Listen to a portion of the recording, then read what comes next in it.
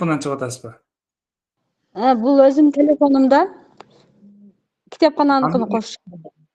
Ошо китепкананын компьютери болобу же болбосо эмне экен? Панель берген экран. Ноутбугу бар, Ошол ноутбуктан эле ачсаңыз ушу ссылканы. Мисалы ссылка WhatsApp'ыңызда бар да, WhatsApp'ты ноутбуктан ачасыз дагы, ошо WhatsApp'та ссылканы ноутбуктан бассаңыз, ноутбукка чыгып калабыз биз. Ошентип кошосуз. Майли, рахмат.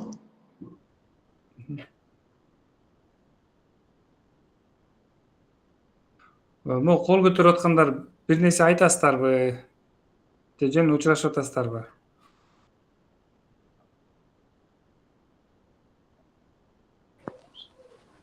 Агай саламатсызбы? Менде дагы суроо бар эле. Жана F1-ди басканда жардам чакырып берет дедиңиз го? Ошону басканда мен ноутбуктан басканда өчүп калат да ноутбук, капкара болуп эле. Же ноутбукта, компьютерде башка, ноутбукта башкабы? Жок, өчпөш керек. Сиз өчүргөн клавишаны басып алып аткан жоксузбу? Адаш. Жок, F1 дегенди басып атам.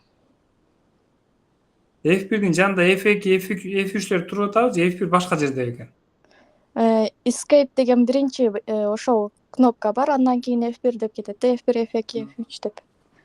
Кантип өчпөш керек? Берки ноутбукта ылдый жакта FN деген клавиша болот. Берки ошо FN'ди басып туруп, анан F1'ди басып көрсөңүз, себеп дегенде настройкасын өзгөртүп коюшат. Ошо функционал клавишаларды FN менен басканда өзүнүн командалары бар да ноутбуктун, ошолорду аткарсын. Макул агай, рахмат.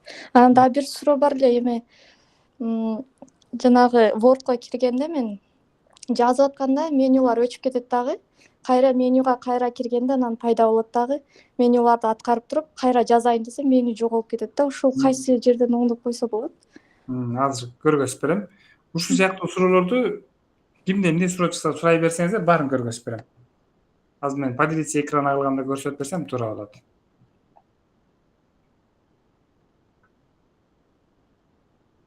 Көчөк сабакта дагы астыңкы абзац, эки саптын ортосунда үстүңкү абзац дегендерди сурады эле. Мен сабак башталганда жооп берем деп коюп өтүп кетиптир болчумун. Ал эжеке эскертип койбоптур. Ошону да көрсөтүп берейин азыр. Анда сабагыбызды баштай берет окшойбуз. Улам кечиккендер кошула берет. Мен азыр кыскача өткөн сабактарды бир сыйра кайталап өтөйүн.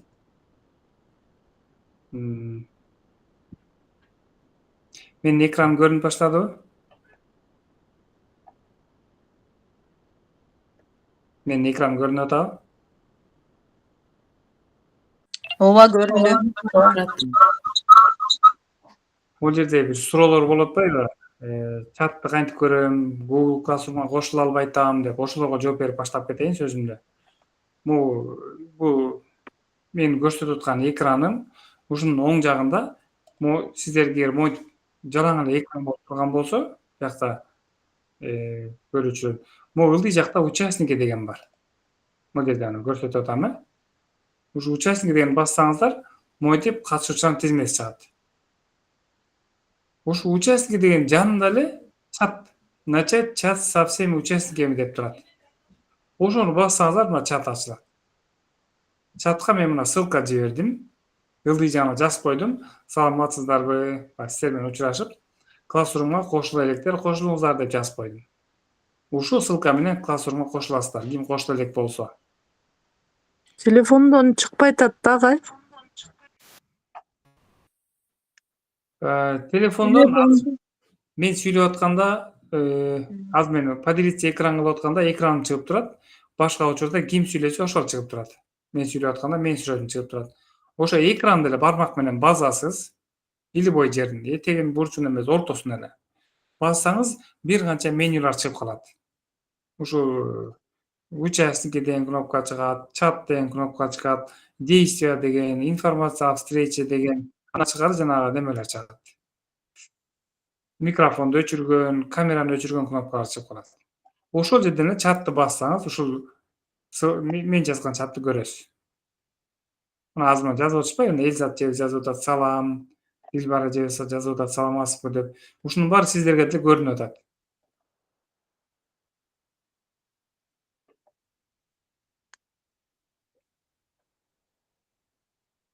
Анда эмесе Word'го өтөйүн. Жанагы суроо боюнча менде менюлар пайда болуп, ылдый жазып атканда кайра жоголуп кетет деп атпайбы? Ошол боюнча. Мына сиздин экран мондай болуп туруп атат үстүнө. Сиз жазайын деп барган кезде главныйга бассаңыз бул чыгып, кайра бул жерге келсеңиз жоголуп кетип атат. Вставкага барсаңыз чыгып, мисалы үчүн таблица коем десеңиз таблица коесуз. Кийин кайра келсеңиз үстү жоголуп кетип атат. Меню көрдүңүзбү? Ушуну главныйын базасыз, же болбосо вставканы любой бир менюну ачасыз. Анан этегине келсеңиз, могул жерде закрепить ленту деген неме бар. Значок. Control менен F1'ди бассаңыз деле ушул кызматты аткарат. Мышка менен, мына могу чекесин көрсөтүп атпайбы мышка менен. Уже закрепить деген бассаңыз деле болду, катып калат. Мындан кийин жоголбойт. Андай мына бияка келип жаза бересиз. Таблицаны өчүрө бересиз. Үстү жоголбой калды. Көрдүңүзбү мени? Агай чоң рахмат. Жакшы. Анан жанагы алдындагы этегиндеги абзацтар боюнча да суроолор болуп аткан. Мисалы, могу Word'ду карасаңыз, могул жерде биринчи модуль компьютердин негиздери деген бул тема деп элестетели. Ылдый жагында ушул теманын ачылышы, ушул тема жөнүндө теманы түшүндүрүп берип атат. Ошол жерде карасаңыз, ар бир саптардын ортосунда ачык үстүңкүдөй эмес. Жанагы показать отобразительные знаки деген бассак, мына карасаңыз, бул этегинде Enter бар, ортосунда Enter жок. Бирок ачык турат. Бул жерге автоматтык түрдө абзац коюлган. Мына мисалы азыр иштөө дегенден кийин Enter баса турган болсом, мойтуп абзац ачылат, көрдүңүзбү? Бул эки саптын ортосундагы абзацтын берилгени да. Азыр мен ошону көрсөтүп берем. Ал үчүн белгилейсиз. Анан мышканын оң жагын бассаңыз болот.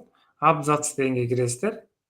Ушул жерде алдында, анын артында знактарды берсеңиздер болот.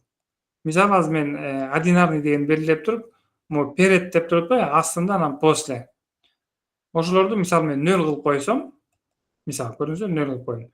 Окей деп бассам, монтип жанашып алып калат. Көрдүңүздөрбү?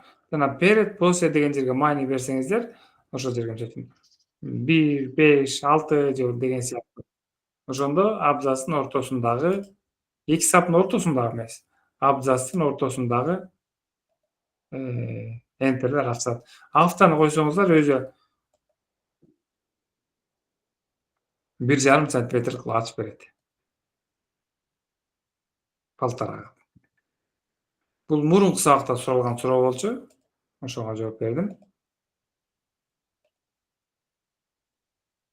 Улам түшүнбөй калган жер, кайра көрсөтүп бер деген жерде суроолоруңузду айтып туруңуздар.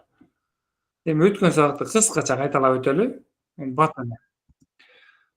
Өткөн сабакта шаблон колдонгонду үйрөнгөнбүз. Файлга кирип, создать дегенди басып, анан каалаган шаблонду издеп ачсак болот дегенбиз. Мисалы, резюме деген сыяктуу. Резюме деп ачсаңыз, резюменин шаблондору чыгат. Каалаган шаблонду тандап, өзүңүздүн маалыматтарыңызды жазып алсаңыз болот. Андан тышкары мына жерде бизнес, личные, же болбосо сопроводительное письмо, же болбосо отрасль, же болбосо эмне бар? Набор макетов, ушул сыяктуу ким эмнени кааласа, эмнени издеп атса, эмнени колдонгусу келсе, ошолорду ачып колдонсоңуздар болот. Агай саламатсызбы? Ошол шаблондогу мына профилде сүрөттү кантип алмаштырса болот? Мына мен азыр бир резюме ачып туруп алмаштырып көрсөтөйүн, Мисалы, резюме ачайын. Создать дейин. Мен улам чатка өтүп, могу катышуучуларды көп күтүп калбасын деп киргизип коюп турам. Мына резюме ачтым. Эми могул жерге мен өзүмдүн сүрөтүмдү коюшум керек. Белгилейсиз. Сиз эгер кааласаңыз өчүрүп салып туруп койсоңуз болот. Кантип өчүргөндү бассаңыз деле өчүп калат. Же болбосо ушу сүрөттү белгилеп туруп эле вставкага кирип туруп, могул жерде рисунки деген бар. Бүгүн ушу как раз сүрөттөр жөнүндө өтөбүз. Башын баштап кете берейин. Рисунки деген бассаңыз, компьютерде эмне сүрөт бар ошолорду көрсөтөт. Мен азыр бир сүрөт тандайын. Ылайыктуу сүрөт жокпу? Снимки экрана дейт. Агай кечиресиз, жанагы ссылканы кайрадан жиберип коесузбу? Менде чыкпай атат. Макул. Мисалы, бук деген сүрөттү алып элейинчи, базисный учебный план деген сыяктуу. Сүрөт келип түшөт. Чоңойтуп, кичирейтип кое аласыз. Бул сүрөт атайын өзүндөгү сүрөт задний фонго, ама тоголок болуп турганы передний фонго настройкаланган. Бул баягы сиз сүрөт коюп калсаңыз, неме болуш үчүн, ыңгайлуу болуш үчүн. Муну өзгөртсөңүз болот. Мышканы 2 жолу бассаңыз, ушу сүрөттүн форматы ачылат. Бүт фон, коррекция, свет, сүрөткө тиешелүү нерсенин баары ачылат.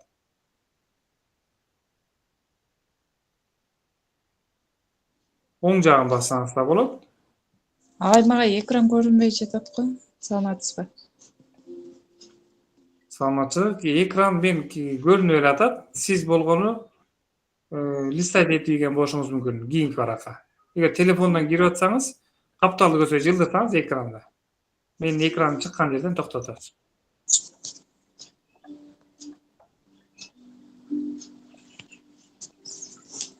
Сүрөт алмаштырганчы.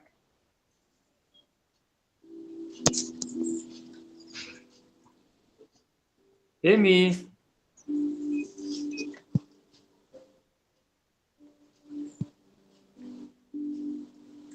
шаблонду колдонгонду үйрөндүк дедик. Эми тексттин арасына сүрөт колдонгонду үйрөнөбүз. Дагы эле сүрөттөргө такалабыз. Мисалы, могу биздин не деп койсок. Биздин ушу курстун программасы. Ушул программабыздын биринчи бети, титульный листин жазайбыз азыр. Ал үчүн могу биздин модуль 1 деген экинчи барактан башташ үчүн вставкага кирип туруп, могу жерде разрыв страницы деген тандасак, кийинки жаңы баракка ошо биз курсор кайсы жерден турган болсо, ошол жерден ылдыйкы баракка түшүп турат. Модуль 1 экинчи барактан башталып калды. Биринчи барагыбыз бизде бош турат. Мен разрыв страница кылып, ушундай кылып коюп алдым. Эми файлга кирип, параметр страницага кирип, же болбосо мурункудай эле мышканы 2 жолу басып, сүрөтүбүзгө сүрөт коюп алсак болот. Сүрөтүбүздүн биринчи бетин кааласак, альбомный же болбосо книжный өзүбүзгө каалагандай өзгөртүп алсак болот. Биздин учурда азыр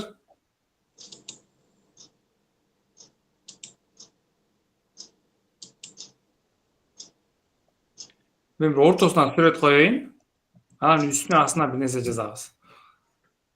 Ортосуна мисалы не деген сүрөт койсок, мен могул эле сүрөттү кое берейин. Бул сүрөттү коюш үчүн вставкага киребиз. Анын ичине рисунки деген базабыз. Эгерде бизде компьютердеги сүрөттү кое турган болсок, же флешкадагы же бизде компьютерде бар сүрөт кое турган болсок. Эгерде интернеттен издей турган болсок, муну базабыз. Андан тышкары мындай фигураларды койсок болот, стрелка, мындай ар кандай. Плюс, минус, жана ойдонуп атат. Стрелканын түрлөрү бар, ушуларды койсок болот. Азыр аларды да коюп көрөбүз. Мен азыр компьютерде бар сүрөттү деп тандап койдум. Эми ушул сүрөттү ылдый же өйдө жылдыра албайбыз. Кармап сүйрөсөк жылбайт. Биз каалаган жерге жылбайт да. Ошону жылдырыш үчүн сүрөттү 2 жолу басабыз.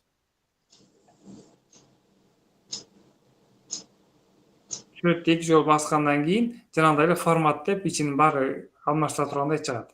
Ошол жерде положение дегенге кирип, тексттин оң жагында, сол жагында, ичинде, капталында деп баардык настройкаларды кылсак болот. Биз азыр бул тексттин ичинде болбогон үчүн обтекание текста деген тандап туруп, по контуру деген тандап койсок, мына каалаган жерге жылдыра берсек болот. Ортосуна, аягына, этегине. Көрдүңүздөрбү? Анан үстүнө мисалы үчүн Кыргыз Республикасынын Билим берүү жана Илим министри,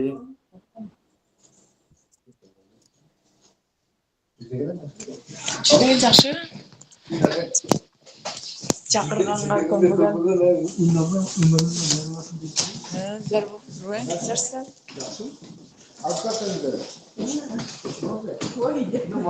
астына мисалы үчүн номер өзүңүздөрдүн мектепте мисалы үчүн номер 100-чү, 111-чи жалпы орто билим берүү мектеби деген сыяктуу нерселерди жазып туруп, анан эмне деп коет мисалы үчүн эмне кылдыңыз баягы?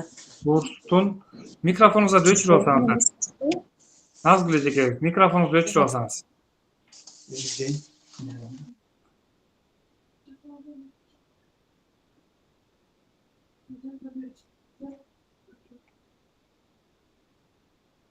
Ушул сыяктуу мисалы үчүн курстун программасы деген сыяктуу жазып, биздин сүрөттү ортого коюп, эми мисалга айтып атам да.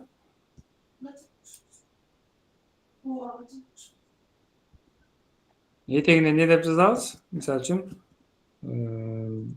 Бишкек 2025 деп жазсак, ушуну по центру жайгаштырабыз. Үстүндөгү булар да по центру. Анан муну биринчисин жирный кылып коелу.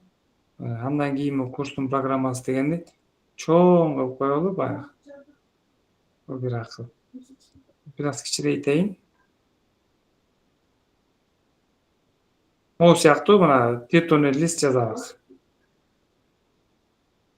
Мынтип үстүн чоңойткондо астындагы Бишкек 2025 деген экинчи баракка түшүп кетти, а бирок экинчи барактагылар үчүнчү баракка түшүп кетти. Эмнеге? Анткени мен бул Бишкек 2025-тин астына разрыв койбодум эле жаңы страницага деп. Муну азыр өчүрүп 2 страницага чыгарсам, алдындагылар автоматтык түрдө жогору жакка чыгып келет. Үчүнчү барактагылар.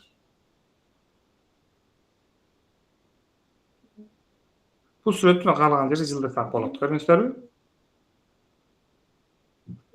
Эми сиздерге 2 минуталык эмне деп коет, практикалык иш. Барыңыздар Word'ду ачыңыздар. Компьютердеги каалаган бир сүрөттү коюңуздар. Ошол сүрөттү барактын ортосуна жайгаштырып, үстүнө астына текст жазыңыздар.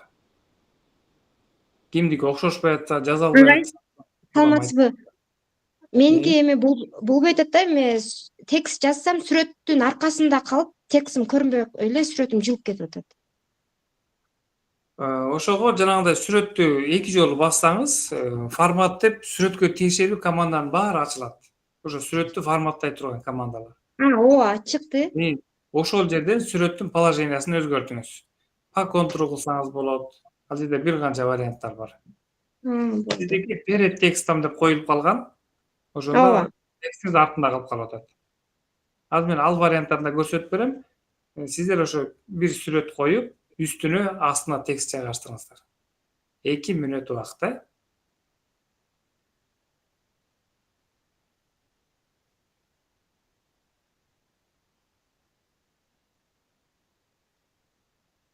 Агай, чатка кайрадан ссылка жиберип коесузбу жанагы ссылканы? Азыр жөнөтүп коем.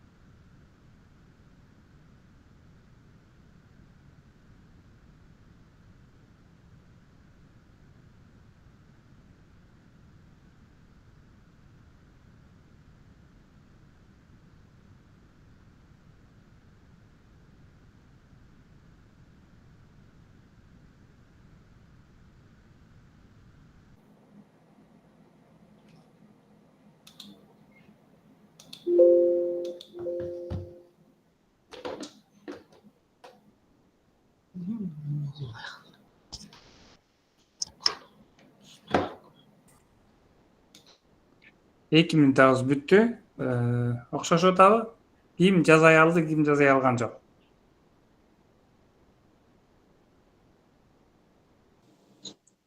Жакшы. Айзирек айым, Элиза атайым, Азаматовна. Агай кыскача кайталап көрсөтө аласызбы агай? Жана мага адам келип калып көрбөй калдым эле жаш. Макул, бат-баттан бир сыйра дагы көрсөтөйүн. Улам көрсөтүп, кийин темасына өтө берели. Сүрөттү алып койгонду көрсөтөсүзбү агай? Кошкондо. Алып койгонду дегенди түшүнбөй калдым. Сүрөттү каяктан тагып ана бияка көчүрдүңүз? Мен жаңы эме ачайын. Создать Word. Пустой эле барак мына. Мен ушуну бир рефераттын титулный листи кылгым келип атат. Мисалга айтып атам, рефераттын титулный листи. Үстүнө жазабыз. Кыргыз Республикасынын билим берүү жана илим министрлиги. Жана номер баланчанчы жалпы орто билим берүүчү мектеби. Экраныңыз кетип калды агай. Менин экраным көрүнбөй атабы? Көрүнүп атабы? Көрүнбөй калды. Показ кылып атыр, айнек показ. Жок, Word'ду көрсөтүп атам, ак эле экран. Жок, ак эмес, башка көрүнүп калды экран. Айнек деген көрүнүп калдыла. Бул жерде бир эжебиз өзүнүн экраны менен бөлүшкөн турбайбы? Аз кайра. Бирөө поделиться кылып койду окшойт. Ооба, менин экраныма тийишпесеңиздер жакшы болот эле. Поделиться дегенге тийишпесеңиздер. Мен ал функциясын жаап коеюн дейм, просто баягы сиздер окуучулардай болуп мага тийишип, улам экран талашпайт деген ойдо ачык коюп атам ал функцияларды. Просто атайын эле кылбай эле атса керек. Билбей басып алып атат, ошо туура түшүнүп мамилалалы. Эми менин экраным көрүнүп атабы? Запретить кылып салсаңыз деле болот болуш керек анычы. Демонстрация. Айтпай эле коелу. Экран көрүнүп атат, анда эмесе Word'ду ачам. Жаңы бир рефераттын титулный листин азыр мына бат эле 2 мүнөттүн ичинде жазайбыз. Мен баягы жазганга убакыт кетпесин деп жөн эле шытыратып басып коюп атам. Үстүнө Кыргыз Республикасынын билим берүү министрлиги дедим, астына бир өзүңүздүн мектебиңиздин атын жаздык. Анан балким усулдук кеңеш болобу, же кафедра болобу, мисалы үчүн кафедра болсо информатика кафедрасы деген сыяктуу жазасыздар да өзүңүздөрүнчө. Анан астына не деп коелу? Реферат деп жазабыз, реферат. Анан ушул жерге бир сүрөт койгуңуздар келип атат. Ошол жерге мына курсорду коесуздар дагы, кайсы жерге сүрөт койгуңуздар келсе. Менюдан вставкага өтөсүздөр. Вставка. Рисунки ичинде. Бул жерде сүрөттүн бир канча түрлөрү бар дедик. Эгерде сиздики компьютерде же флешкада болсо рисункини басасыз. Эгерде интернеттен сүрөт издейм десеңиз, изображение из интернета деген басасыз. Бул жерде фигура деп турат, ичине ачсаңыз толтура түрү бар. Ушундай фигура коем десеңиз, фигура деген басасыз. Азыр биздин учурда рисунки компьютерде бар сүрөттү коебуз. Бул жерде онлайн сабактагы бир сүрөттөрдөн бар экен. Ошол сүрөттү кое берейин.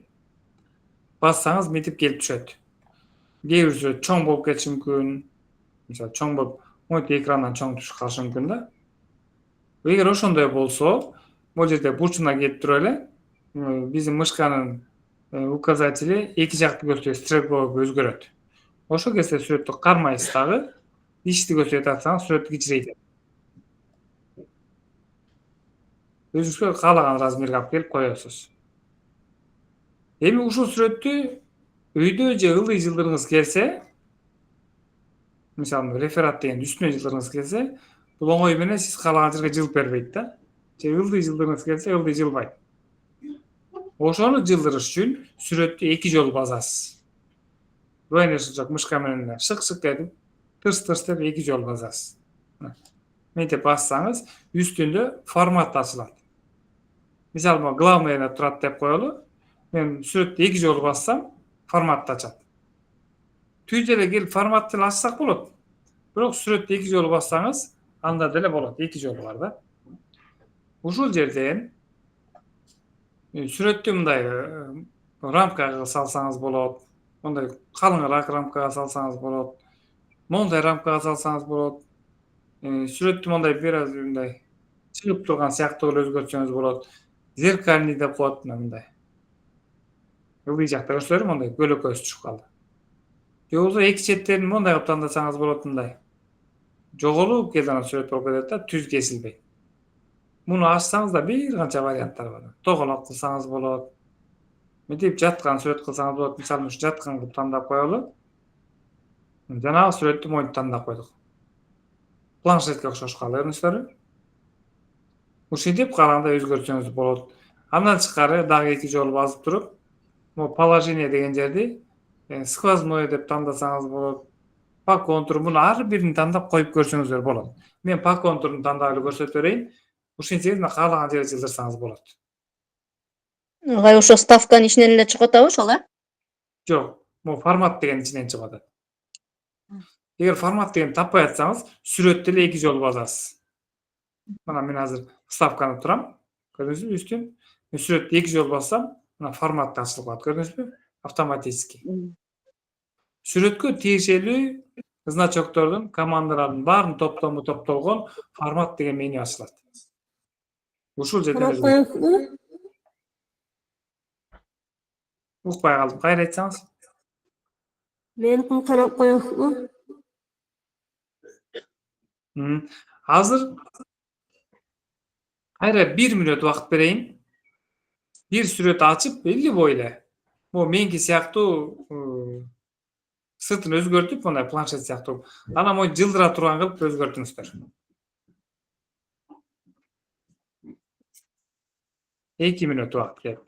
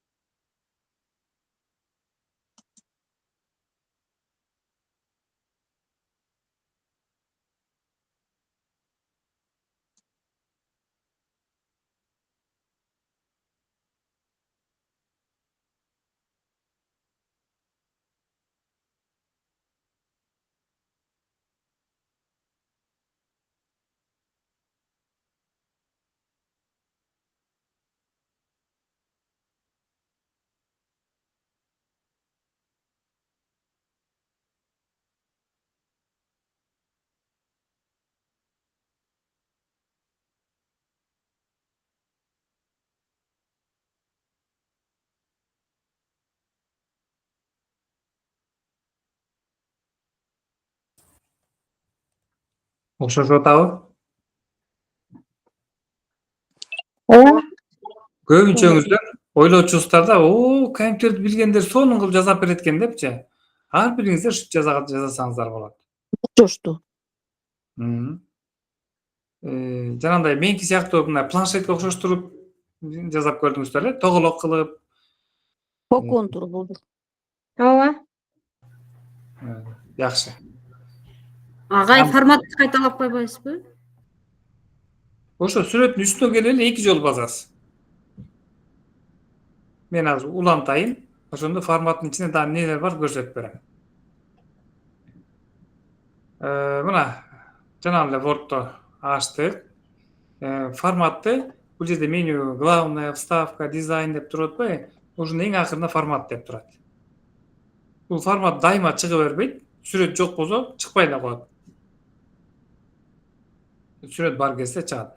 Анан ушул форматты мынтип басып ачсаңыздар болот. Же болбосо, эгер унутуп калсаңыздар, форматтын аталышы эмне, вид беле же вставка беле деп ойлонуп калсаңыздар, сүрөттү эле 2 жолу басасыздар. Ошондо формат ачылат автоматически. Бул жерден мына бул жерде коррекция дегенди ачсаңыздар, могу сүрөттү көрүп карап туруңуздар, эми могу яркость, контрастность дегендер монтип алмаштырсаңыздар болот. Мындай кылып. Көрүңүздөрбү? Өзү сунуштап атпайбы? Бул жерде өтө көп билинбейт экен. Мондай мутный кылып, резкость көрдүңүзбү? 50%га өзгөрттү. 25%га. Мурун жакшынакай сүрөт болчу, азыр мондай мутный болуп калды. Могу жазуулар окулбай. Мен азыр Ctrl+Z назад кылайын. Мына бул мондай жакшынакай окулган сүрөт болчу. Ушинти өзгөртсөңүздөр болот. Цвет дегенди ачсаңыздар, мисалы мондай өзгөртсөңүз болот. Көк кылып. Такыр эле кара кылып. Мындай кылып көрдүңүздөрбү? Жашыл кылып. Черно-белый кылып. Бул жерде могу другие варианты деген жерди бассаңыздар, укмуш көп нерсенин баары чыгат. Параметр цвета рисунков. Буларды сиздер кийин бош отурган кезде, же болбосо үй тапшырма аткарып аткан кезде ар бирин баскылап көрсөңүздөр болот. Цвет менен ушул жерде өзгөртөбүз. Мен кайра исходный положениясына коюп коюп атам, өзгөрүп кетпеш үчүн. Кийин могу художественный эффекты деген бар. Ошол жерге барып, мондай кылсаңыз болот, мисалы үчүн. Мындай. Атайын өзгөртүп коюшат го мындай. Экрандын бетине мындай бир нерсе булганган сыяктуу. Же болбосо мындай 4 жашы жанагындай. Пазл сыяктуу. Кирпич дуал сыяктуу. Же болбосо мына мондай суу чачырап кеткен сыяктуу. Любой сүрөттө ушул эффекттерди берсеңиздер болот. Өзүңүздөрдүн сүрөттү коюп алып дагы. Мындай түрлөрү бар. Мондай кылып өзгөртсөңүздөр болот. Буну баспай эле, үстүнө келип эле мышка менен күтүп турсаңыздар бир аз эффектисин көрсөтөт. Эгер мисалы сизге ушул жакса, ошону бассаңыз, ошондой эле өзгөрүп калат сүрөтүңүз. Көрдүңүзбү? Жанагы сүрөттү мондай кылып өзгөртүп алдым. Эгерде туура эмес кылып өзгөртүп алган болсок, Ctrl+Z'ти басасыздар, же болбосо назад дегенди бассаңыздар эле ордуна келип калат кайра. Кайра башка нерсе өзгөрүш үчүн 2 жолу басасыз. Кайра башка уланта берсеңиз болот.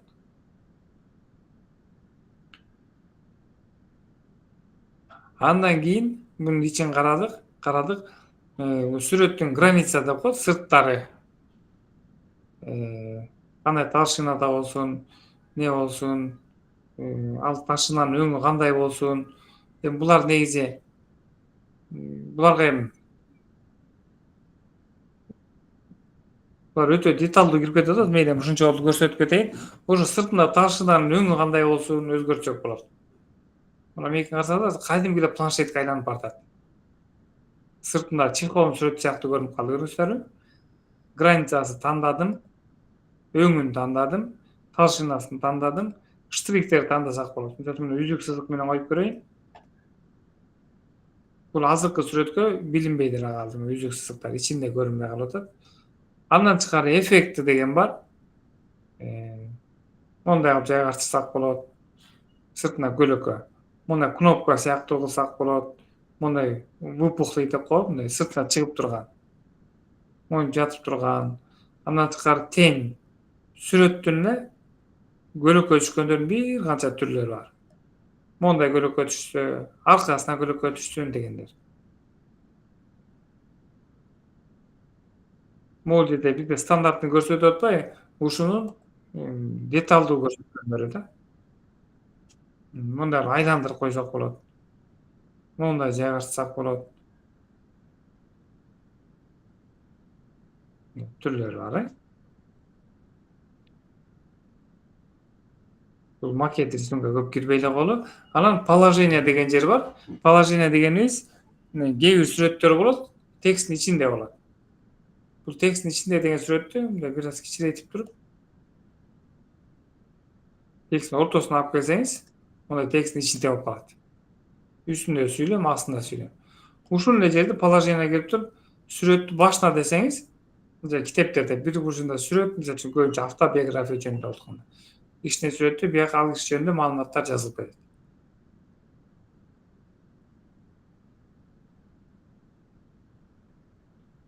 Ушул эле жерге кайра положение кирип, сүрөттүн ичинде, тексттин ичинде деген тандап койсок, мондай тексттин ичинде. Мындай жылдырсак bir söz батабы, bir söz экинчи сөз биян уланып кетет. Ал сыраак кылсак эки сөз батабы, ана эки сөз, үч сөз батабы, үч сөз кийинкиси биян уланып кетет. Ушундай параметрлерди кое берсек болот.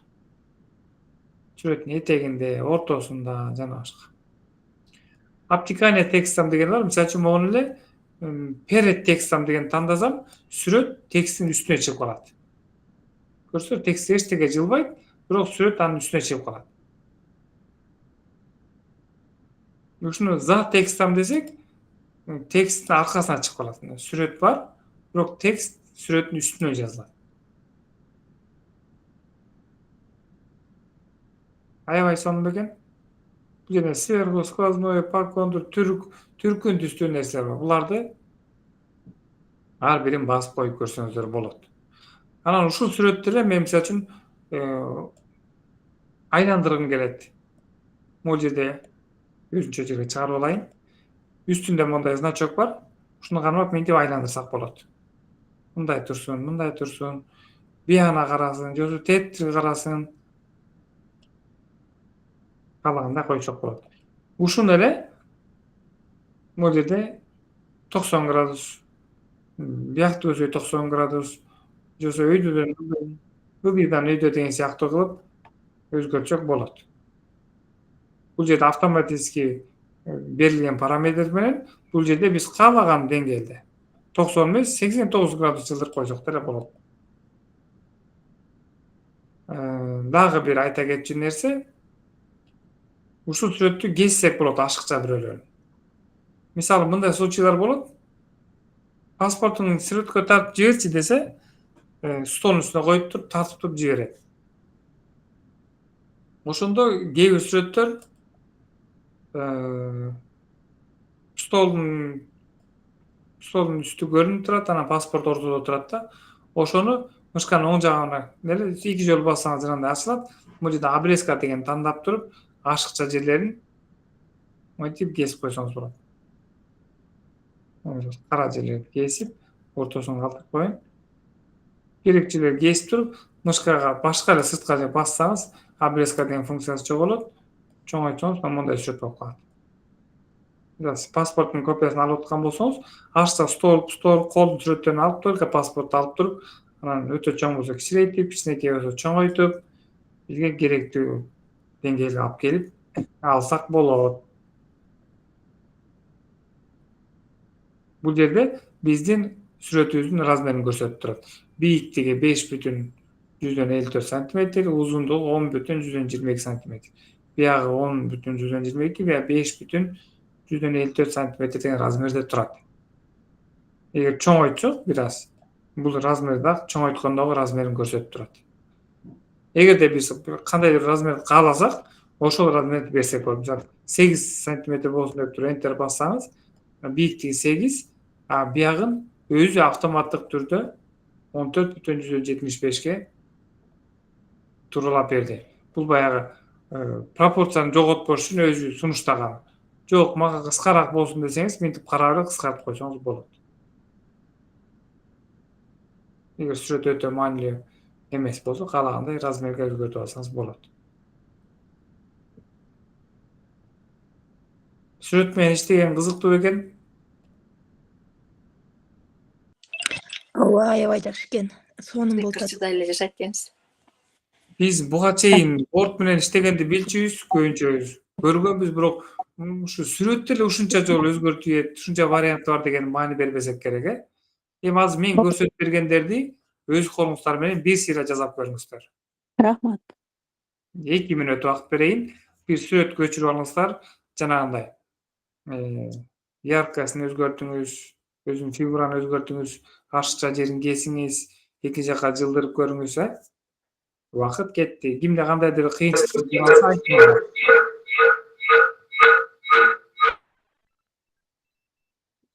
Гүлүмкан же угуп атам, бир нерсе айтасызбы? Мен ушул сүрөттү таппай жатам эле. Мен файлга кирсем, Мен ал сүрөттү өзүм эле микрофонду өчүрүп алсаңыз, ал сүрөттү мен өзүм эле компьютерден көчүрүп алдым. Сиз деле ошол сыяктуу, сиздин компьютерде эмне сүрөт бар болсо, ошону алсаңыз болот. Каяктан алам десеңиз, мен кайра бир көрсөтөйүн. Мен көрсөткөндөн тажабайын, силер сурагандан тажабаңыздар. Мына баарын өчүрдүм. Пустой эле мына Word турат. Ушул жака сүрөт коюш үчүн вставканы басасыз, рисунки деген басасыз. Анан каалаган бир сүрөттү тандайсыз. Мисалы, могу сүрөттү тандайм, вставим. Именно ушул сүрөттү кой десем деле сиздер бул сүрөттү таппайсыздар. Анткени бул сүрөт менин компьютеримде. Сиздер өзүңүздүн бир компьютердеги сүрөттү түшүрүп алып, анан ушул сүрөттү жанагындай мындай кылып жайгаштырып, буга сүрөткө мындай сары кылып, ошол сүрөттүн калыңдыгын берип, мондай кылып жаза бериңиздер. Бул мен мисал катары көрсөтүп атам. Агай, менин ноутбугумда эч кандай сүрөт жок эле да, интернеттен алайын десем ала албай жатам.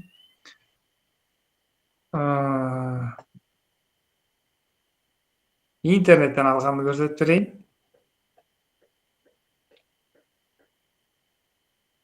Интернеттен жөн эле Google эле ачасыздар. Google'га мисалы эмне деп коеюн, природа деп коеюнчу. Природа Кыргызстана деп туруп издейин. Мына монтип сүрөттөр чыгат. Мисалы бул сүрөттү алгыбыз келсе, мышканын оң жагын басасыз ошол сүрөткө. Анан сохранить картинку как дегенди тандайсыз. Каяка сактайын деп сурайт. Изображенияга без названия деп сактасаңыз болот. Бул биринчи жолу. Мени сактагандан кийин кайра Word'ко келесиз. Сүрөтүңүз жок деп коелу. Вставкага кирип, рисункини басасыз. Жанагы изображенияны ачасыз. Биздики эмне эле без названия беле, мына без названия деп турат. Вставить десеңиз бияка түшүп калат. Экинчи вариант бар. Ушул сүрөттү мышканын оң жагын басасыз. Копировать картинку деген басасыз. Сохранить дебей эле. Кайра Word'ко келесиз. Вставить деген бассаңыз сүрөт бияка келип түшүп калат. Анан ушул сүрөттү 2 жолу басып алып, жанагындай каалагандай өзгөртүп, граница коюп, өңүн сары кылып, мындай кылып жаза берсеңиз болот. Түшүнүктүү болду?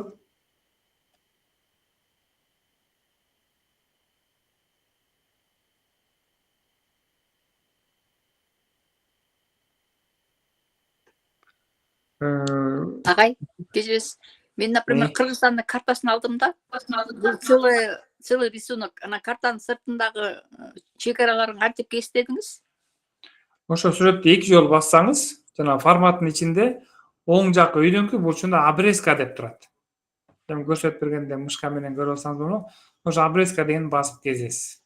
Всё. Рахмат. Урматтуу катышуучулар, ар бириңиздер жазасаңыздар, анткени сиздер жазаганда жакшыраак эстеп каласыздар. Жөн эле карап отура бергенде бат эле унутуп каласыздар. Агай, сүрөттү эки жака жылдырганда кандай кылат? Жана ал жердеги сүрөттүн ичинде форматта обтекание с текстом деп турат. Ошону басып, за текстом кыласызбы, перед текстом кыласызбы же по контуру кыласызбы, ошо положениясын өзгөртсөңүз, анан жылып баштайт.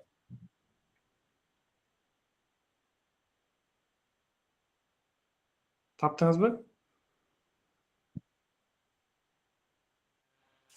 Жок агай, ага кирбей туруп эле сүрөттү кичинейтип, чоңойтконду кылып атам, бирок мындай. Мышканы 2 жолу басканда жубабы? 2 жака. Жок. Мышканы 2 жолу басканда формат деген меню ачылат. Мисалы, могу сүрөт мени жылбай атат. Жаңы койбодумбу? Жылбай атат, көрдүңүзбү? 2 жолу басасыз. Анан бул жерде обтекание с текстом деп турбайбы? Ушуну сквозной же по контуру деп тандасаңыз, анан жылып баштайт. Каалаган жерге кое аласыз. Мунун ар бирине койсоңуз болот. Мен азыр вокруг рамки деген танда десем, сиздер постоянно вокруг рамканы тандап аласыздар. Ошон үчүн мен бирөөнү бекилип айтпай атам. Мунун ар биринин өзүнүн функциясы бар. Жанагындай эле за текстом десеңиз, тексттин аркасына түшүп калат. Мисалы, могул жерде турса, за текстом деген тандадым. Могуну жазсам, текст үстүнө жазылып кетет. Көрдүңүзбү? Ушу сүрөттү тандап туруп эле положение деген бар. Перед текстом десем, мына текст үстүнө чыгып кетет. Көрдүңүзбү? Текст жабылып калат. Ушул сыяктуу кимге кайсыңыз керек болсо ошону тандашыңыздар керек. Перед текстом деген тандап кое бериңиздер, анан мына жылдырып берсеңиздер болот. Рахмат айтып.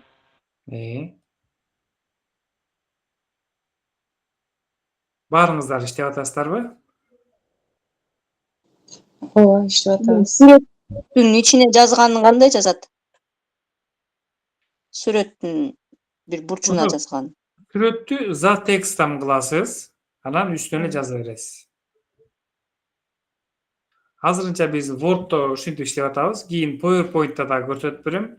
Андан кийин Paint деген программабыз бар. Бул кыска эле бир, может 1 сааттык эле окуубуз болот. Ошо Paint'те кадимки сүрөттү монтаждаганын көрсөтүп берем. Ашык жерин удалять этип, кээ бир сүрөттөрдө жана водный знактар болот.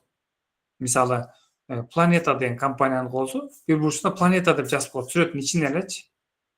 Анан сиз аны презентацияга колдоноюн десеңиз, жана Планета деген жазуу бир жерде тура берет. Ушул жазууларды алып салганды үйрөтөм. Ал ага да убакыт келет,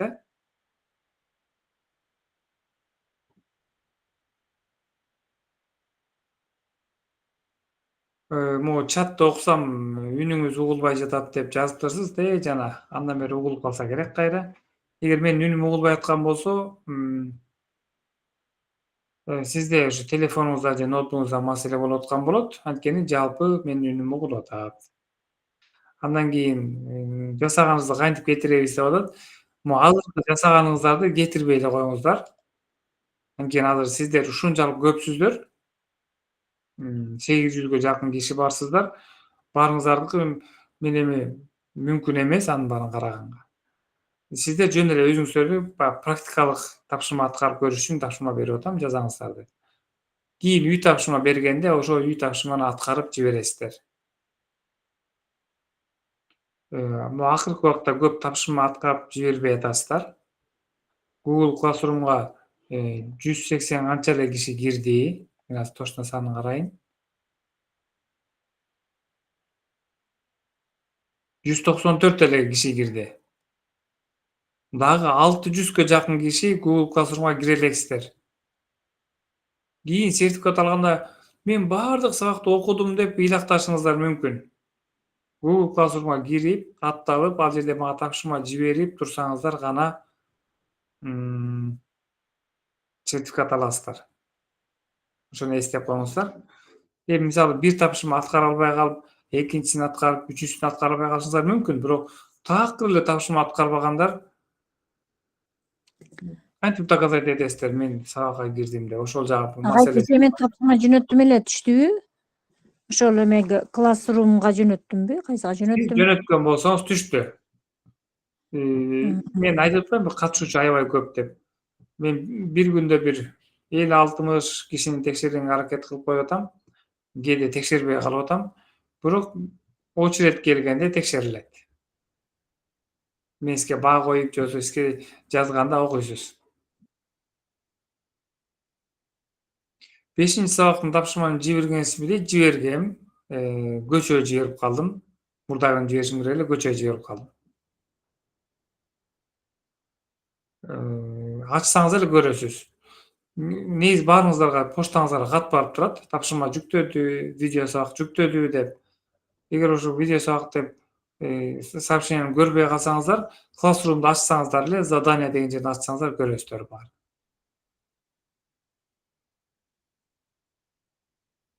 Биринчи сабактын тапшырмасын почта аркылуу болчу дейби.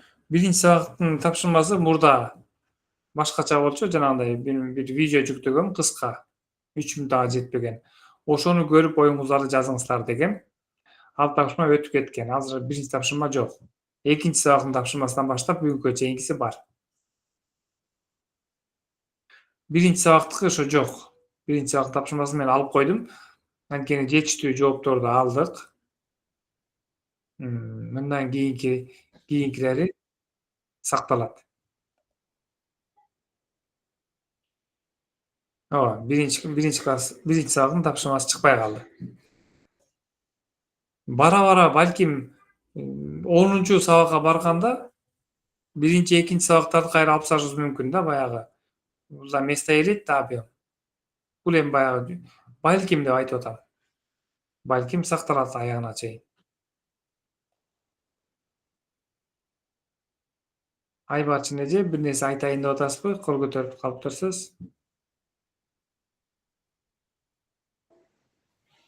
Агайым могу ставкага киргенден кийин сүрөтүмдү коюп ичине текст жазгандан кийинчи жанагы эмелер жоголуп кетти да. Рисунканы кайра башынан башта депчи. Кайра баштан деген жана меню, формат деген меню жоголуп кетти. Граница дегендер жоголуп кетти да. Сүрөттү эле кайра 2 жолу бассаңыз пайда болот. Рахмат. Пайда болдубу? Пайда болду. Ошо сүрөткө тиешелүү нерселерди улам бар форматтан ачып отурбай, сүрөттү эле 2 жолу бассаңыз, формат деген менин ичи ачылып калат. Рахмат. Жасап көрүп мындай вау деп, мындай өзүңүздөрдүн ичиңиздерден сүйүнүп, эметип атасыздарбы мындай? Эмоция барбы? ооба. Жакшы. Көбүнчөңүздөр ойлосоңуздар керек, Word'ду бир 2 сабакта эле же болбосо 1 сабакта эле өтүп бүтөбүз деп. Ушунчалык функциялар көп. Бүгүн дагы бир чоң тема кошо өтүшүбүз керек. Сүрөттү батыраак жыйып алсак.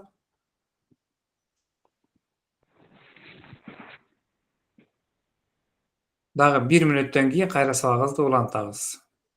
Жакшылап жазап көрүңүздөр, кайсы жерде суроо пайда болсо сураңыздар.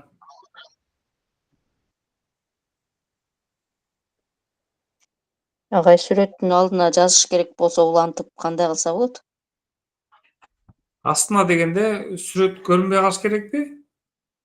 Жок, көрүнө берсин, ошо бир эле форматта эле алдына текст жазыш үчүн кайра. Сүрөттөн кийин. Enter басып эле жаза бересиз. Азыр 1 мүнөт убактыбызды күтөлү, андан кийин улантам.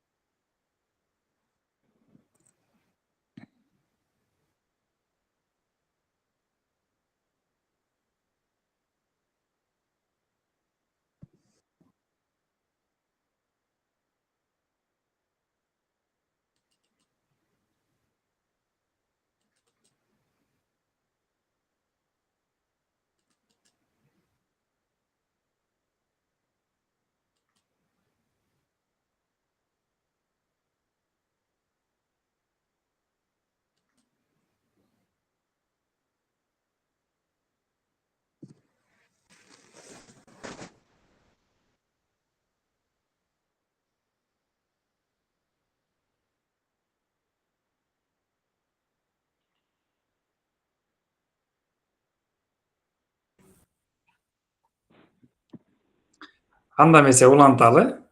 Мен азыр жанагы жогорудагы суроого жооп берип өтүп кетейин. Сүрөттүн аркасына текст жазган. Мисалы, эмне десек? Бул жерде uzun bir tekst бар деп коелу. Мондай.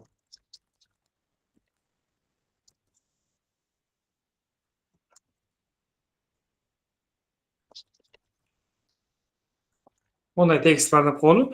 Ушул могу сүрөттү үстүнө алып келип туруп, эки жолу басып, Aptikane tekstam дегенди за текстам кылсаңыздар, ушу тексттин аркасына барып калат. Сүрөт тексттин үстүнө сүрөт чыгып калат. Анан керектүү жери, мисалы үчүн могул жерге enter басып, могул жерге enter басып, могул жерге enter басып, сиздин керектүү текстиңизди мынтип жайгаштырып алсаңыз болот. Ашыкча болсо бияка өчүрүп алып. Сүрөт чоңойтуш керек болсо, бир аз мынтип чоңойтуп, мынтип алсаңыз болот. Принтерден чыгарсаңыз, могу кандай көрүнүп турса ошондой чыгарып берет. Ушул сыяктуу багытта сурап аттыңыз беле, сурооңузга. Эгерде бул сүрөт менен дал келип калса өңгө белгилеп туруп, мисалы ак көңүн тандап койсоңуз, текстиңиз ак болуп калат. Же сарыны тандап койсоңуз, биринчи белгилеп алайын. Сарыны тандап койсоңуз, сары болуп калат. Сиз каалаган өңгө коюп аласыз. Ушундай сурап аттыңыз беле, же мен туура эмес түшүнүп алдым да?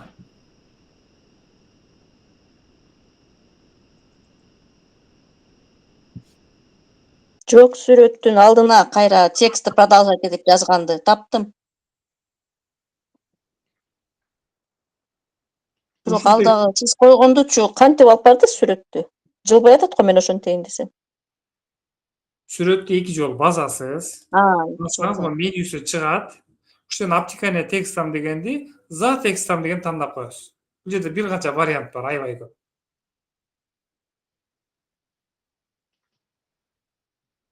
За текстам деген тандагандан кийин каалаган жерге жылдырсаңыз болот. Сүйлөп, нары бери. Могу сүрөттүн капталына чейин, барактын капталына чейин чыгарып ийсеңиз. Кээде болот, барактын четине чейин чыгарып коюп коесуздар, мисалы могу меникиндей кылыпчы. Принтерден чыгарганда капталы кесилип калат. 0,5 сантиметр кесилип калат. Анткени принтердин мүмкүнчүлүгү ошо барактын аягына чейин чыгарбайт да, ошо четиндеги 5 миллиметрге чейин эле чыгарат. Светной принтердики башка, черно-белыйдыкын айтам да, лазерный бар. Сүрөт боюнча кеңири эле маалымат алдык деп ойлойм. Сүрөт менен бардык нерсени көрсөтүп бердим окшойт. Сурооңуздар жокпу?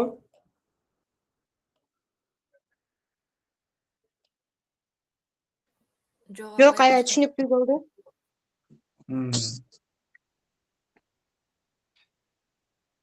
Бүгүнкү сабагыбызда да 20 эле мүнөт калыптыр. Мен андан сүрөттүн башка түрлөрүнө өтөйүн. Кийинки темабызда чоң тема болуп атат, аны кийинки сабакта баштайлы. Жанагындай оглавление автоматтык түрдө темалардын оглавлениясын койгон болчу да. Эми вставкага кирип, фигуру дегенге кирип, могул жерден түркү түстүү фигураларды тандасак болот. Мисалы, могул жерден бир стрелканы тандайын. Могул жерге монтип чийсеңиз, мондай сүрөт келип түшүп калат. Кээде болот го, стрелка коюш керек болот. Муну чоңойтуш керек болсо, мынтип чоңойтосуз. Биягын чоңойтуш керек болсо, мынтип чоңойтосуз. Общий чоңойтуш керек болсо, мынтип чоңойтосуз. Узун кылыш керек болсо, узун кыласыз. Мен ашыкчаларды өчүрүп салайын. Жанагындай фигура коюш үчүн вставкага киресиз. Фигуру дегенге киресиз, жана рисункадан кийинкиси эле. Рисунки, изображение из интернет, анан фигура деген бар. Бул жерден жөнөкөй эле ссылкада тандасаңыз болот, мындай эле. Чийим менен элечи. Чке болуп калды, көрдүңүзбү? Же болбосо, ушул жерден өзгөртсөңүз болот аны. Мындай тоголок кылып. Же болбосо, жанагындай бир ойлонуп атат деген бир немелер болот го. Фигуралар. Мисалы, могу сүрөттү коюп туруп, каалаган размер коюп туруп, ичине текст жазып койсоңуз болот. Текст жазышында эле вставкага кирип, могул жерден текстовый поле деп надпись жазсаңыз болот.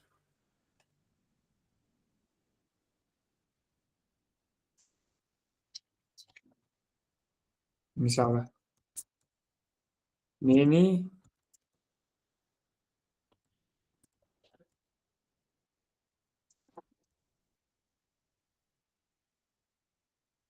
мени жакшы көрөт бекен деп ойлонуп атат деген ойду жазгым келип атат да мисалы.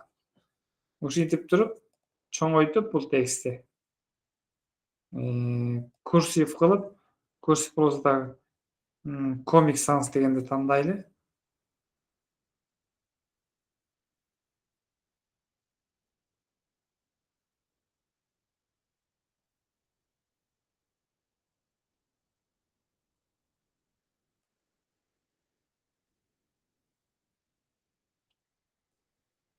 Могу сыртындагы биз надпись коем деп үстүнө вставить надпись коем дегенде мондай рамкасы менен келип түшөт да.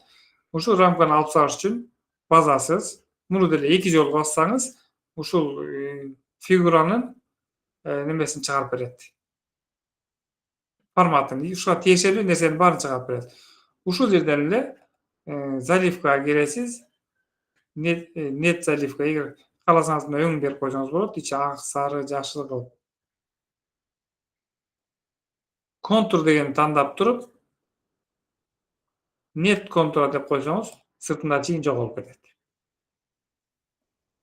Анан бул мени жакшы көрөт бекен деген жерге сүрөт коюшуңуз керек да. Аны интернеттен аласыз. Мен азыр интернетти ачайын.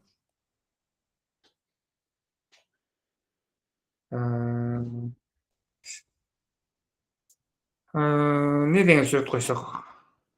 Мугаллим деп коеюнчу. Картинкага келебиз, жана сүрөт тандаш үчүн.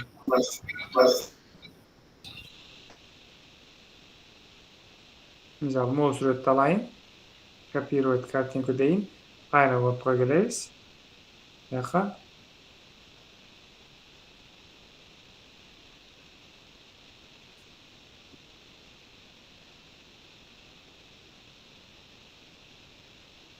Көчүрө алдым.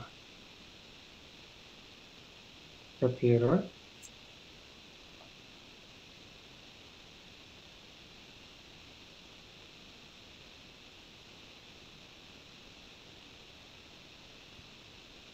Сүрөт biraz içini açıp turup görüşüş керек окшойт. Yana келип, копировать. Кайра кодко.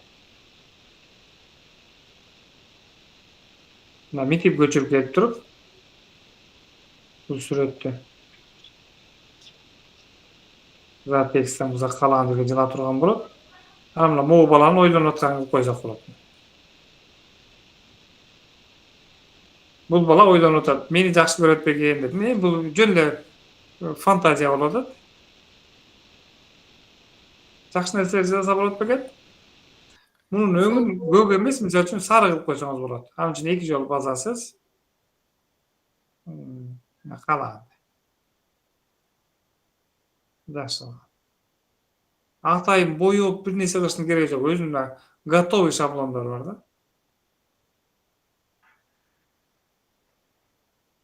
Өтө чоңоюп кеткен болсо, кичирейтип деле койсок болот. Мынтип кичирейтип туруп, мындай коюп туруп, бул текстибизди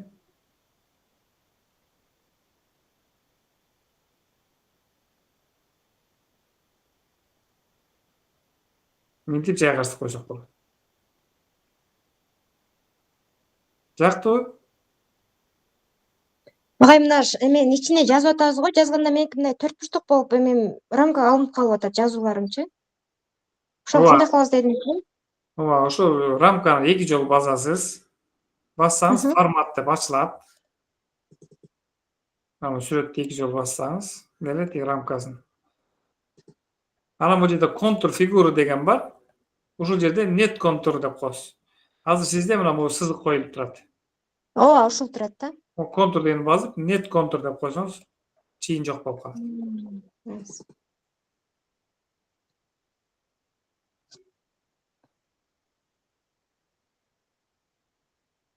Эми дагы 2 мүнөт убакыт берейин. ар бириңиздер бир сүрөт коюңуздар. Интернеттен алып, мен сыяктуу, мугалим деген сыяктуу бир сүрөт алып, анан мен көрсөтүп берем, ойлонуп аткан сыяктуу. Өзүңүздөрдүн фантазияңыздарга жараша бир фигура коюп, ошонун ичине текст жазып көрүңүздөр. Бул мен улам жазаңыздар деп аткан себебим, бул бышыктоо иретинде сиздерге жасатып атам да. Кечке эле мен айтып берсем деле өтүп кетебиз, бирок сиздер кийин жаза албай каласыздар. Ошон үчүн мен жазаңыздар деп 2 минут берип атканда колдон келишинче айталаңыздар. Ошо фигуранын ичине жаздым эле, ошо фигураны жылдыра албай атам да. Мышым жок эле же ошон үчүн болтабы? Ошо мышка менен жылдырасыз да, кармап туруп жылдырасыз. Мышка менен эле кармап, желкесине кармап сүйрөсөңүз эле жөнөйт.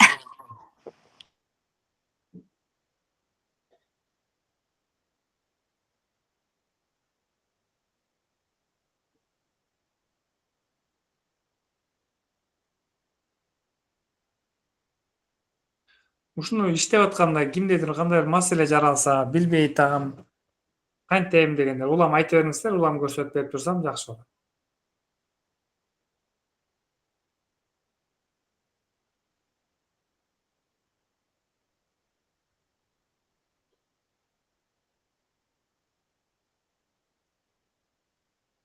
Анан могу чатка ссылка таштап атамбы Classroom'га.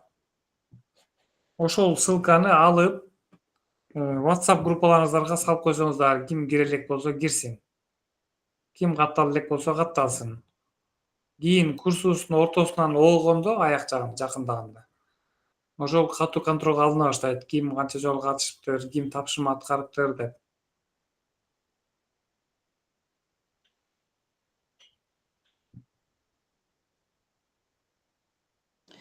Кайсыны алып койгула дейсиз агай? Могу чатта ссылка бар болуп атпайбы? Classroom'га кирген. Ким Classroom'га кире элек болсо, ошол ссылканы копировать этип алып, WhatsApp группаларыңыздарга салып койсоңуздар, кире электер кирсин, кошулсун. Ким ошо Classroom'га кошулса, мурунку сабактарыбызды, мурунку тапшырмалардын баарын көрө алат.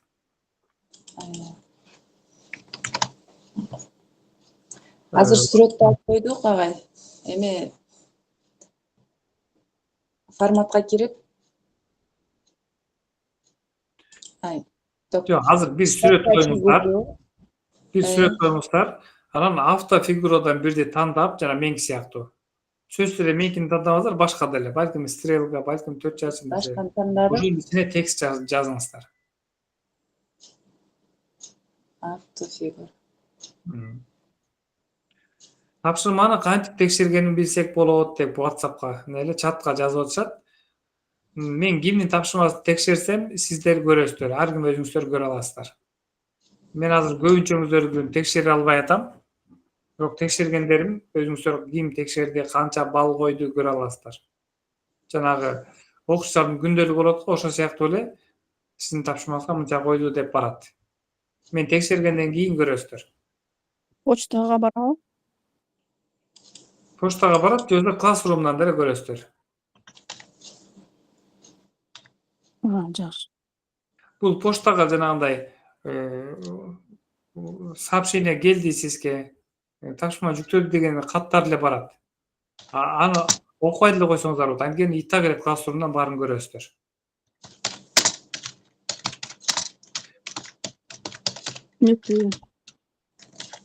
Могу Таалай Гүл эжекебиз жазып атат, 5-сабактын тапшырмасын жибергенсизби, мага келген жок деп. Classroom'ду ачсаңыз, задание деген жерине өтсөңүз, 5-сабакка тапшырма деп турат, анан 5-сабактын видеосу деп турат. Ошол жерден көрүп аласыз. Агай, бул сабактан тапшырманы видеону эртерээк жүктөп берсеңиз жакшы болот эле. Жаңы үйрөнчүктөр жетишпей калып атат. Бул видеону мен эрте жүктөйүн десем, мындай бир маселе бар. Жок дегенде бир 4 сааттай бул видео өзү обработка болот да. Бул Google Meet өзү анализдеп чыгып, анан мага берет видеону. Ошондон кийин анан ссылкасын силерге жүктөйм. Дұрыс айттым эле, дұрыс. Эгер видео жүктөлбөсө дагы тапшырмасын эртерээк жүктөсө болобу? Болот дейм. Мен анда азыр сабак бүтөөрү менен бир 5 мүнөттөн кийин жүктөп коеюн. Жаңы үйрөнчүктөр мындай жетишпей калат экен да. Ооба, түшүнүктүү болду. Мен тапшырманы азыр сабак бүткөндөн кийин жүктөп коем. Видеону болсо түндөсү же болбосо эртең жүктөйм. Анан эмки сабак боюнча кыскача билдирүү, азыр эстеп кеттим, унутуп калмак экен. Эмки сабак 21 мартка туура келет, 5-күн. Нооруз күнүнө туура келип калып атат. Анан көп борборлор иштебейт экен, алды сиздер отуруп аткан китепканалар, кээ бирлери актимияттар. Анан Кыргызстан боюнча майрам болгон себептүү 21 мартта нооруз күнү сабак болбойт. Эс алабыз. Ошону баягы укпай калгандар болсо убара болуп келип албасын. Урматтуу администраторлор баарына жеткирсеңиздер, 5-күнү сабак болбойт. Эс алабыз. Ошону кайра наркы 1-күнү көрүшүп калабыз да. Бири-бириңиздерге айтканга аракет кылыңыздар, укпай калгандар келип алып, анан баягы келип алган киши жини келет да, айтып койбойт белеңер дебесин.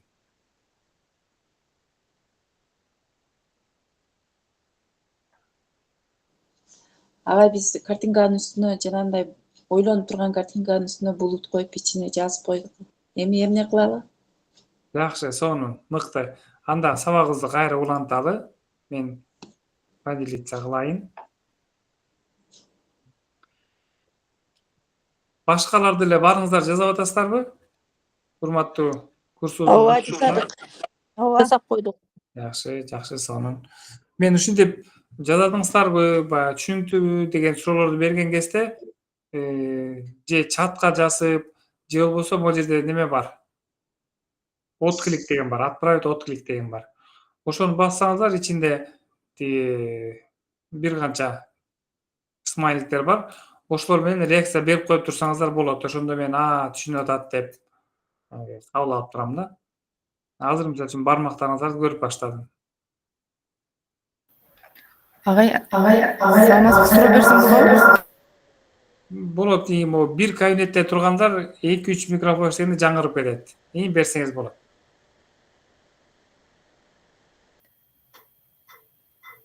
Анда кантсам экен?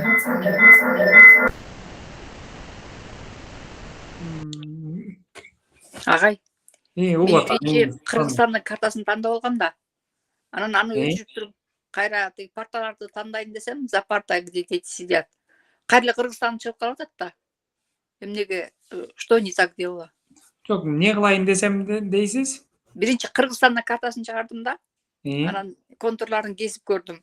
Анан аны кетирип туруп, жана сиз ойлонуп аткан баланы тарткыла дегенде, партада отурган баланын сүрөтүн чыгарайын деп кайра изображениени бассам, кайра карта чыгып калып атат. Жок, ал карта ошо сизге сунуштап турат, ушуну ачасыңбы деп. Сиз жылдырып барып, берги партада отурган баланын сүрөтүн тандап туруп эле вставить бассаңыз болот. Эмнеге кайра эле чыгып атат дейм да ал. Жок, кайра чыкпайт. Ал сиз ошону тандап атасыз. Мына азыр мен Word'ду ачайын. Мисалы, могу сүрөттү удалить этейин. Булардын баарын эле удалить этейин. Вставкага кирдим. Мен мисалы үчүн азыр могу папканы ачтым. Могу сүрөттүн арасынан мисалы могуну тандадым деп коелу. Вставить бастым. Анан мен муну иштедим, өчүрдүм да. Кайра вставкага кирип, кайра рисункуну бассам, автоматтуу жанагын сунуштайт, көрдүңүздөрбү? Мен кайра ачкан жокмун. Анан мен өзүм керектүүнү тандап, мен могуну ачам деп туруп, вставить деп ошол сүрөттү көчүрүп алсам болот. Ушундай кыласыз да, жанагы. Сиз вставканы басканда Кыргызстандын картасы чыгып калып атпайбы? Сиз аны тандабай, мындай жылдырып келип туруп, партада отурган баланы тандап, вставить десеңиз, ошол сүрөт келет. Түшүндүм, рахмат агай.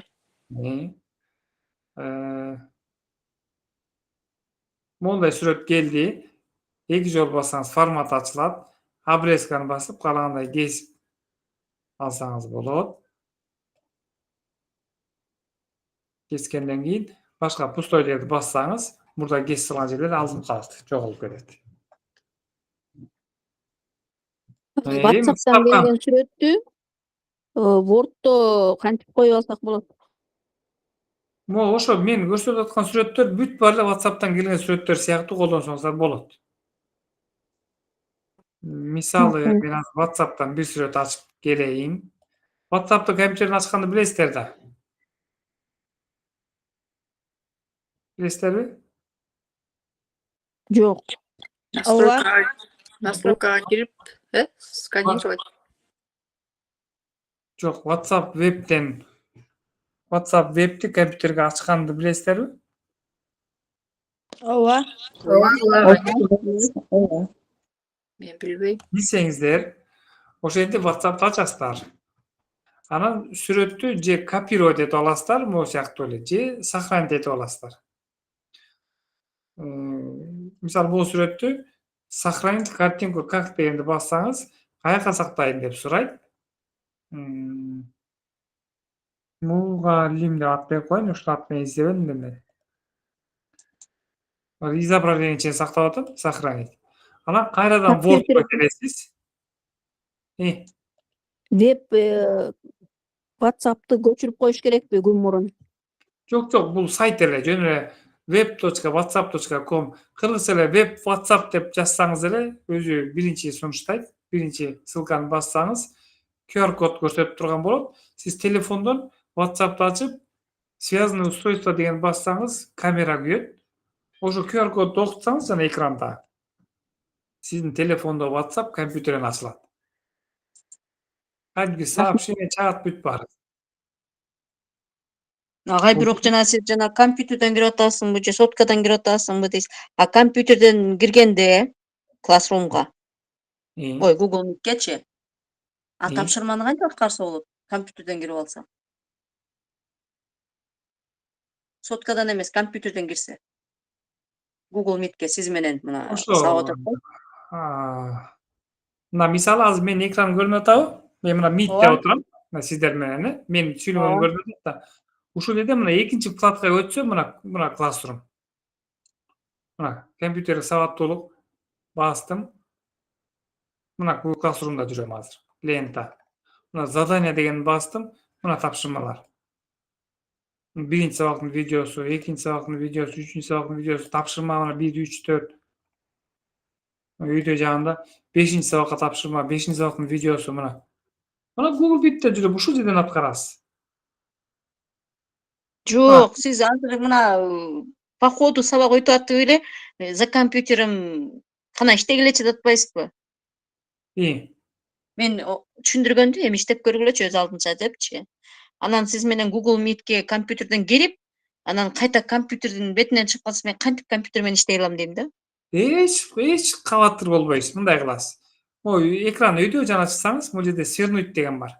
Көрдүңүзбү? Ушуну бассаңыз ылдый кирип кетет. Мына Word'го туруп калдыңыз. Жок, эчтеке жок болсо, рабочий столго барып каласыз мына. Ушул жерде мына Word'ду ачып, сизге керектүү аткара бересиз мен айткандарды. Анан кайра мен сабакты уланткан кезде, кайра жана свернуть этип койгон Meet'ти ачсаңыз, Meet кайра мен турган болом, сизди күтүп аткан болом. Түшүндүм. Рахмат. Качан завершить деп бул сабакты бүтүрүп чыгып кеткенге чейин мени свернуть этип койсоңуз күтүп тура берем сизди. Агай, жана булуттарды каяктан алдыңыз эле? Кайра таппай калдым. Кайра бир айтсаңыз? Булуттарды каяктан алдыңыз эле? Таппай калдым кайра. Фигурадан. Ставканы базасыз, могу рисункадан сүрөт киргизип атпайсызбы? Ушунун кийинкисинин жанында эле фигура деп турат. Ушуну базасыз, бул жерде жалгыз эле булут эмес, толтура түрү бар мына. Булут текст, стрелка, 4 чарчы, мондай кыйшалган стрелкалар да бар. Мондай болгон. Агай, бирок мен ошо рисунканы басып, изображение в интернете или это устройство дейт. Это устройствода жок болсо сүрөт, изображение в интернете деп бассам, анан жазсам, анан чыкпай калып атпайбы, бияка сүрөт көчпөй. Кандай кылыш керек аны?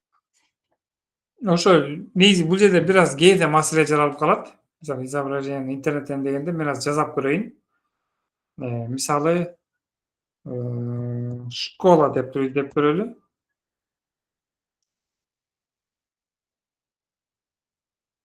Издеп атат. Бул мен искусственный интеллект кошуп койгом да, ошону колдонуп атат.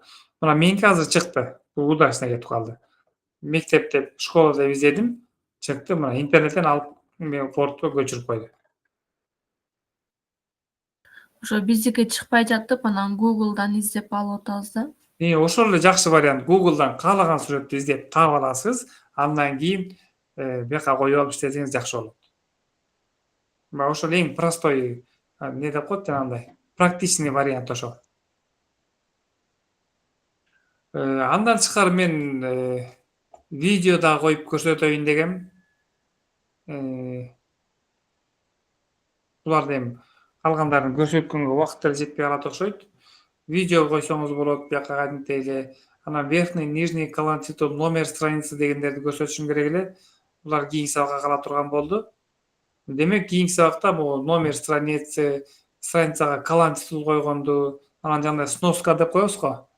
Мисалы үчүн тексттин ичинде түшүнүксүз бир суроо бар болсо, эле бир сүйлөмдүн сөздүн түшүнүгүн бере турган болсок, же болбосо кайсы бир сөзгө ссылка бере турган болсок, ошого сноска коебуз. Ал болсо барактын этегинде сөздүн ичинде 1 деген цифра болот дагы, этегинде ошо 1дин тексти жазылат. Эгерде ссылка болсо, кайсы адабияттан алынган жазылат. 2-3 бар болсо 1-2-3 деген номер кетет. Ошолорду көрсөтүп берем, кантип коет. Андан тышкары автоматтык түрдө бир тексттин, бир материалдын мазмунун чыгарганды көрсөтүп бермекчимин.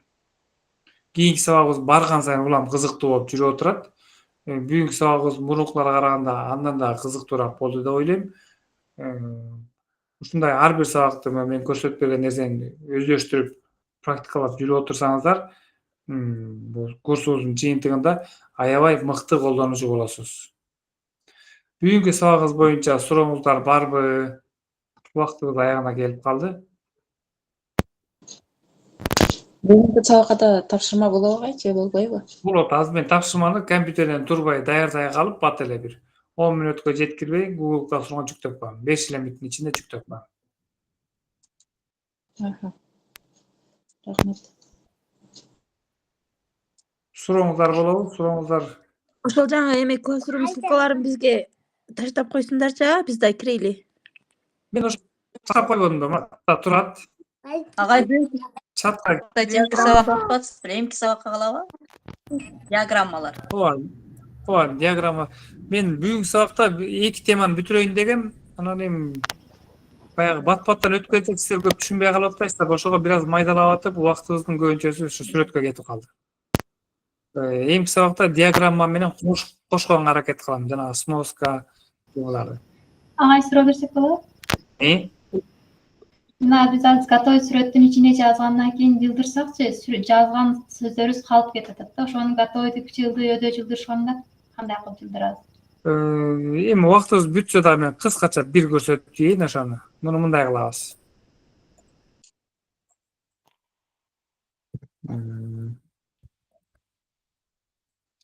Мисалы, мондай бир сүрөттү алдык. Мондай бир сүрөт алдык. Мунун ичине менин оюм деп жаздык. Же болбосо мына вставка деп туруп, текст деп туруп. Шартып жаздык. Меники чөтө азыр окшошпой калды.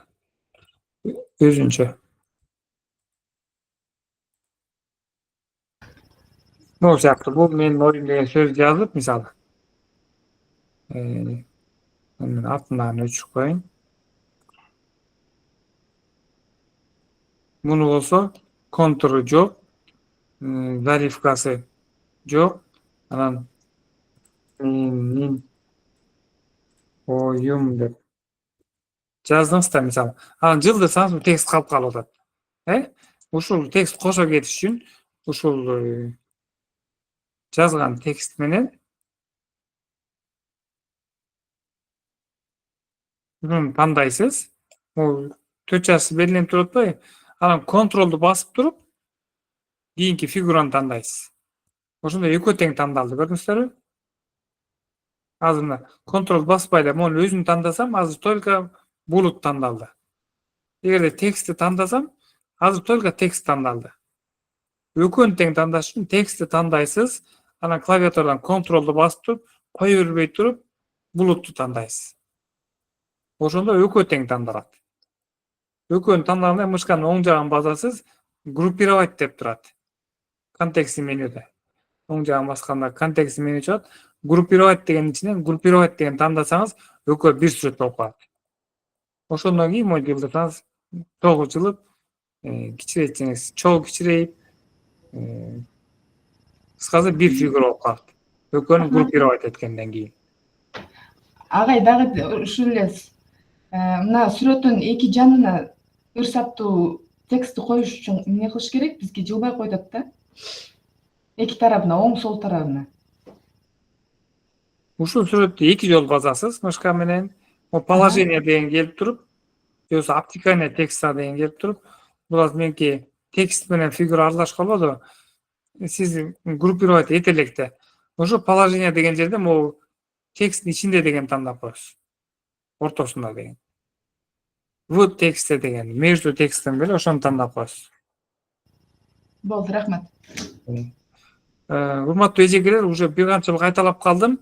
Могу видеосун кийин кайра жүктөгөндө пауза кылып, уламып түрүп, кайра көрүп жазасаңыздар болот.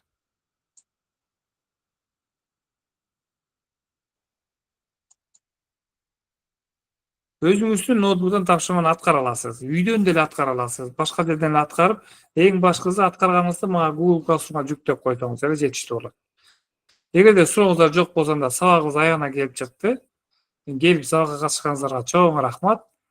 Баарыңыздарга ийгиликтерди каалайм, терең ыраазычылык билдирем. Анда эмесе саламатта туруңуздар. Ушу менен кийинки биринчи күн жолугабыз. Макул, рахмат агай, сизге дагы. Рахмат агай, саламатта калыңыз.